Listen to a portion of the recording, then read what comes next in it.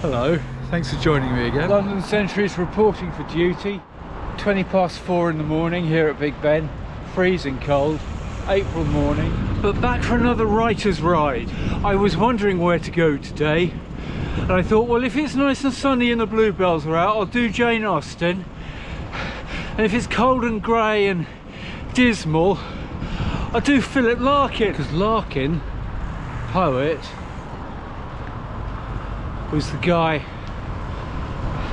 who described himself by saying, depression is to me as daffodils were for Wordsworth. Jolly sort of chap. And he's known for having lived in Hull. Now, I'm not from Hull, but I think most people think of Hull as, at best, a provincial backwater where absolutely nothing happens. Maybe I'll get some comments about that, I don't know. Anyway, so thank you for joining me. We're off to Hull on this freezing cold grey morning, and Hull's a long way away, so it's going to test my legs today, hence the early start. And also big thanks to a comment from Mark. Thank you, Mark, for suggesting Larkin. Great idea. Anyone else got some writers that they'd like me to do a ride, you know, themed around, might well be up for it. Hang on, I've taken the wrong turn. Every time I talk to the camera, I take a wrong turn. Every single time. Is it down here?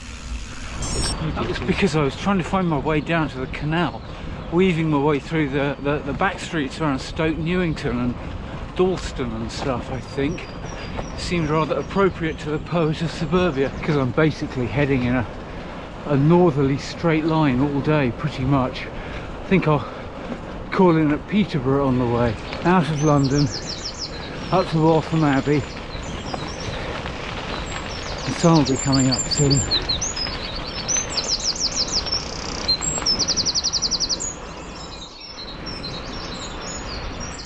I thought it was going to be really grey today. It's quite sunny. Maybe I should have done. I'm so cold I can't speak. The sun's out, it's freezing. Well out of London now, just heading north. Hertfordshire and Cambridgeshire. I was going to say maybe I should have done Jane Austen instead. So I'm just north of Peterborough now. Stop for a cup of tea there and a sandwich.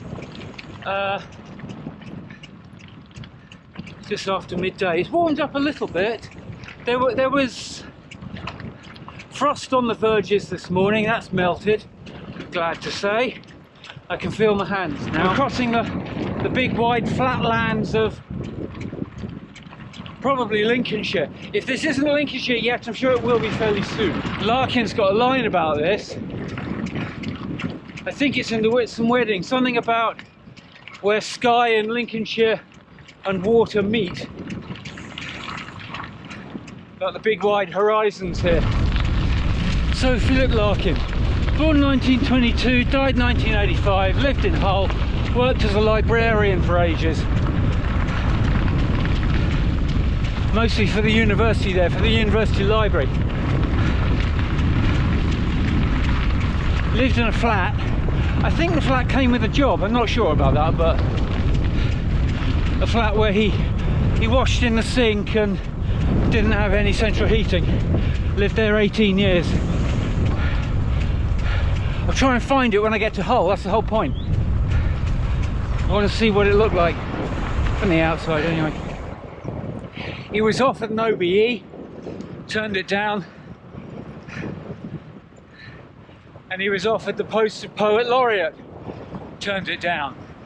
You kind of get the idea of a guy who was not enormously ambitious, at least in the generally accepted use of the word. He used to go cycling on Sundays, but apparently, because he had nothing else to do, and he was even negative about Hull. In a letter or something he wrote to someone can't remember exactly, but it was along the lines of, I wish I could find something nice to say about Hull, but I can't. Oh yes, it's nice and flat for cycling, but when it's flat you got to put up with these winds. It's a cold northerly today in my face. It's not too strong, but I can feel it. Anyone who rode London, Edinburgh, London will recognise this bit because we came this way. You remember that? Goes on quite a long time like this. I realise that since this is a Philip Larkin themed bicycle ride, we're going to have to do the famous sweary poem that everybody knows. I think that's what Mark wanted as well. Is that right, Mark? So I know what I should do. I'll try and put the words on the screen, so if you know it you can follow along at home, right? I don't know how to do one of those little bouncing balls, so I might not be able to do that.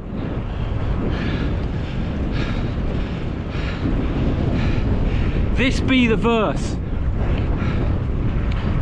They fuck you up, your mum and dad. They may not mean to, but they do. They fill you with the faults they had and add some extra just for you. But they were fucked up in their turn by fools in old style hats and coats, who half the time were soppy stern and half at one another's throats. Man hands on misery to man. It deepens like a coastal shelf. Get out as early as you can and don't have any kids yourself. Philip Larkin. And if you're new to Larkin, I hope you enjoyed that one. Look him up. He's a right old laugh. The wind's just been getting stronger and colder as the afternoon goes on. And I've been getting slower. Still going, no?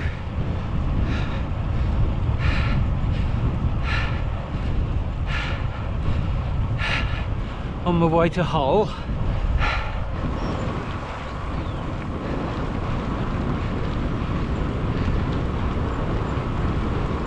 It's raining,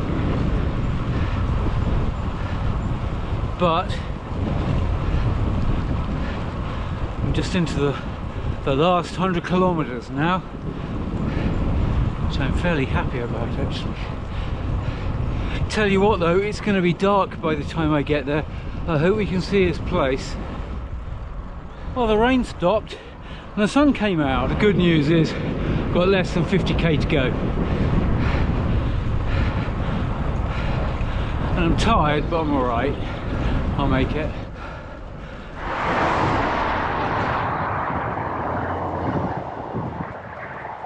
Humber Bridge! Nearly there! Aha! So, we're arriving, this is it.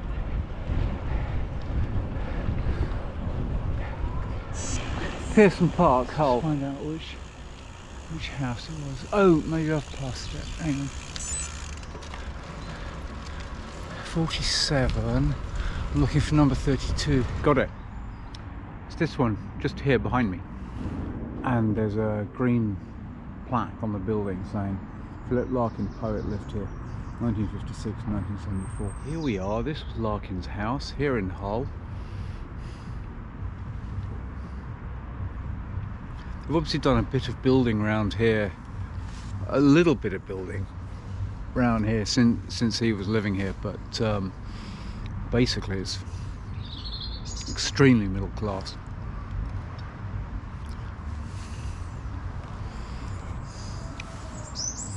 Don't imagine a huge amount of excitement going on. But now to round things off, I'm going to go and try and find a statue of him which is at the train station, which suits me just fine. And now I'm walking around the station trying to find him. There he is.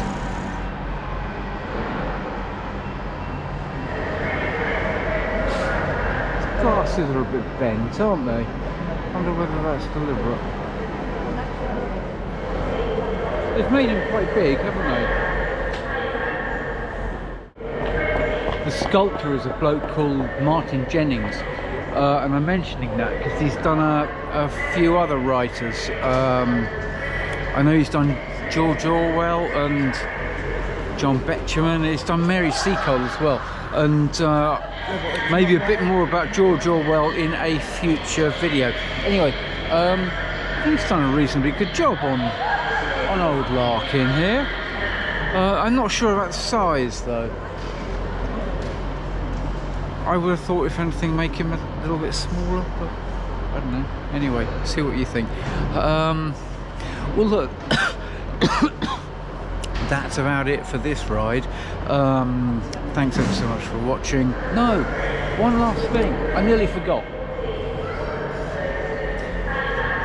Look, I brought my copy of the Whitsun Weddings, which I've had since school, same as everyone else, right?